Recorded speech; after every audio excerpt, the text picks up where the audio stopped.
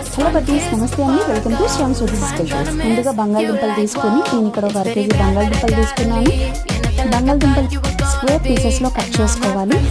ఒక 1 litre water తీసుకుని అది బాయిల్ అవ్వడం స్టార్ట్ అయిన తర్వాత అందులో మనం బంగాళదుంప ముక్కలు ఇంకా ఒక స్పూన్ సాల్ట్ వేసుకోవాలి. ఇలా ఒక 50% బాయిల్ అయిన తర్వాత స్ట్రెయిన్ చేసుకోవాలి. ఒక కంటైనర్లో 2 స్పూన్ల కార్న్ఫ్లోర్, కొంచెం స్పైసీ కావాలనుకునే వాళ్ళు సాల్ట్, కారం కూడా ఇదే కార్న్ఫ్లోర్లో మిక్స్ చేయాలండి. ఉడికిన బంగాళదుంపల్ని ఇందులో వేసుకుని ఈ విధంగా టాస్ చేసుకోవాలి.